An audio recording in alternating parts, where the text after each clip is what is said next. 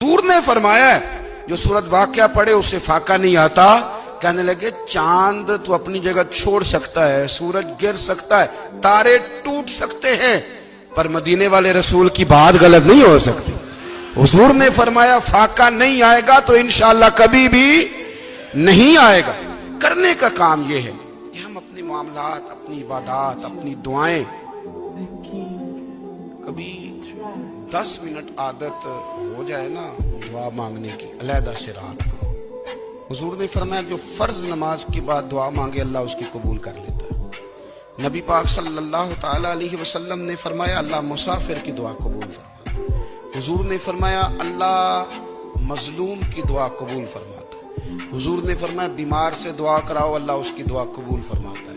میرے نبی پاک نے فرمایا ماں باپ جب بھی اولاد کے لیے ہاتھ اٹھائیں، ویسے تے بلے شاہ تو آسمانی اڈدیاں ہی پھڑ دیں، جڑا گھر بیٹھا انہوں بڑھیا ہی نہیں. حضور فرمانے لگے ماں باپ جب بھی اولاد کے لیے دعا فرمائیں اللہ ان کی دعا کو قبول کرتا ہے.